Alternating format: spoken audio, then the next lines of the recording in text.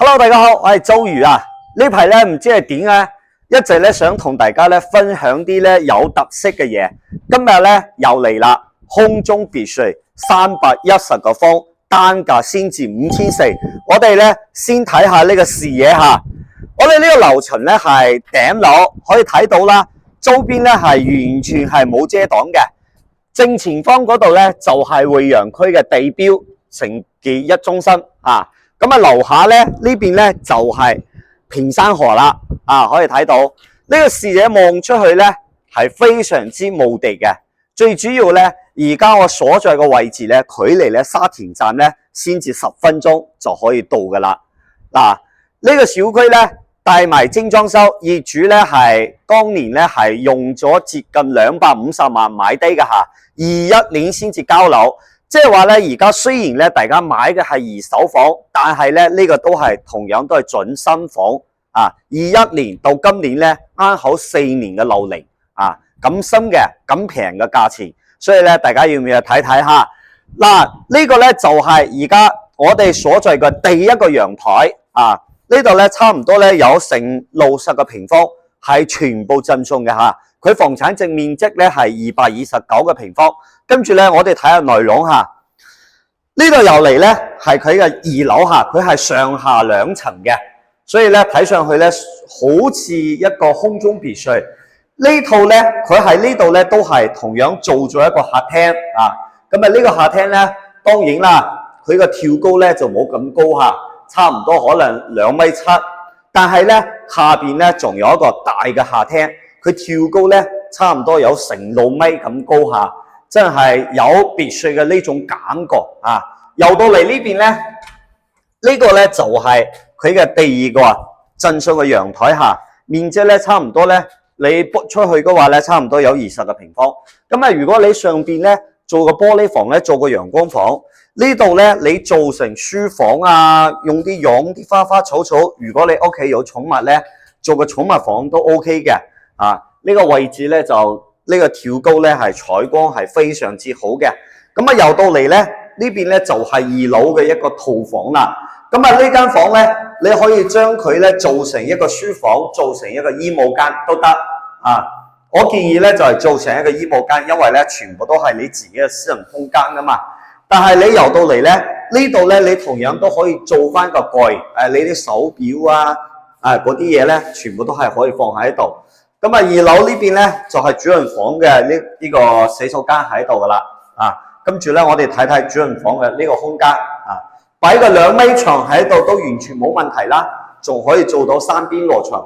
最主要咧佢呢個視野望出去咧，同我哋係陽台見到嘅景觀係一樣嘅啊，即係2樓咧就係咁嘅情況啦。最主要咧佢2樓呢邊咧。贈送嗰啲平台嘅面積咧都係2樓，咁啊如果你買咗呢套房咧，你係想住2樓咧定係住1樓咧？跟住我嚟咧，我哋去1樓睇睇啦。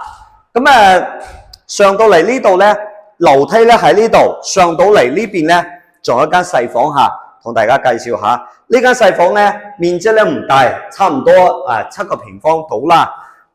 做個雜物房啊，或者睇下你想。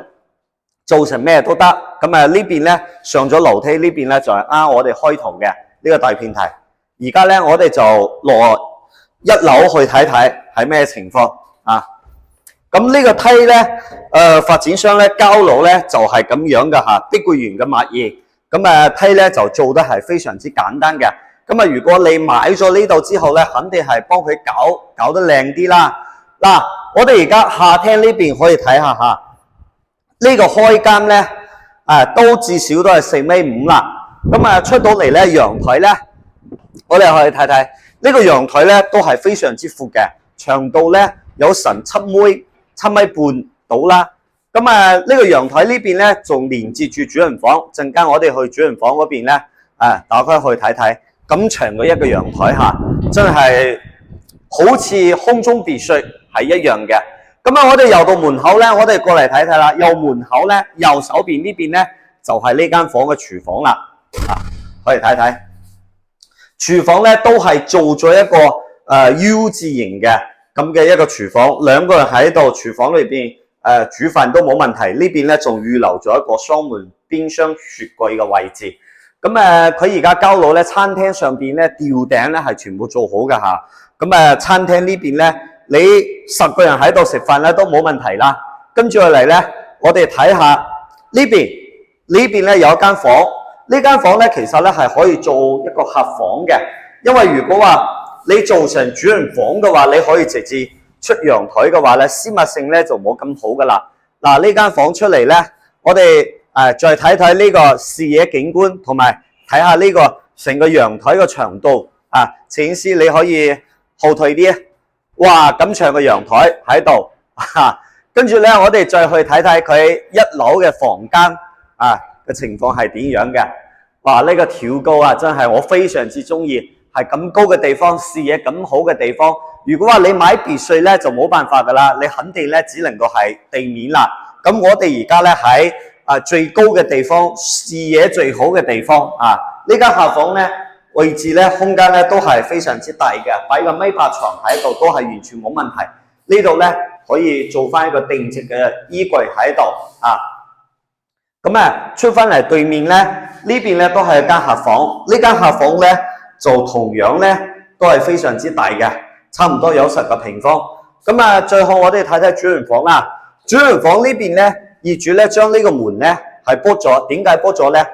因為我唔知大家有冇發現一個問題，1樓咧先得呢一個洗手間。所以咧，業主咧就將呢個門咧就拆咗佢啦，跟住咧就呢個門咧喺度咧就造成咗一個公共嘅洗手間啊。所以咧呢個位置咧本身咧其實同2樓嘅嗰個結構咧有啲相似，只不過你冇辦法，你冇可能屋企如果話住多啲人啦，次次上洗手間都游到嚟主人房呢度啊嘛。所以咧業主咧就將呢個門拆咗咧，就裝到呢度嚟啦。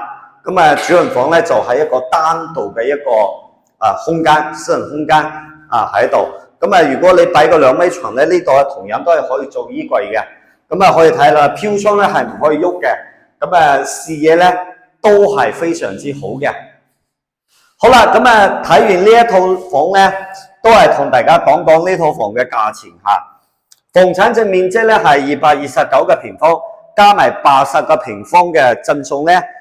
成個咧空間咧去到310個平方，咁而家業主咧要賣嘅價錢咧先至168萬，所以咧單價咧直下單價咧去到5400下，加埋所有啲平台下。如果你想買別墅嘅情況下邊咧，可能咧168萬咧，你只能夠買一個連排別墅嘅毛坯，可能咧你仲需要再使個百幾萬啊，大幾廿萬咧去裝修，而且咧你裝修好咗之後咧，你別墅咧肯定係得唔到咁好嘅視野啊！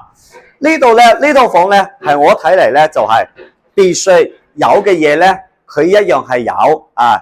佢而且咧佢仲多咗啲咧別墅咧，可能咧俾唔到你個風景啊、通風啊、採光啊，最主要哇呢個客廳嘅跳高。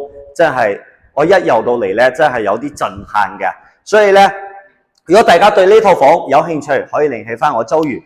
你嚟睇啱咗咧，我再幫你去同業主去劈一劈價。因為咧，業主咧呢套房咧係最近先攞出嚟賣嘅，佢掛牌咧都唔超過半個月。同佢傾價錢咧，佢而家咧身體咧可能咧仲有少少高。但係咧都唔緊要。同樣嘅樓層咧，喺呢一戶咧，仲有一套咧細啲嘅140方嘅，同樣咧平台咧都有80個平方，但係咧嗰套房咧就比較便宜，90萬都唔到。我陣間咧都會分享多一條片咧俾大家睇睇。如果大家覺得呢套房咧有啲大，不妨咧可以持續咧關注我下一條片。好啦，呢一條片咧就同大家分享到呢度啦。如果大家咧對呢套房有興趣咧，可以聯繫翻我周瑜。我哋下集再見啦，拜拜。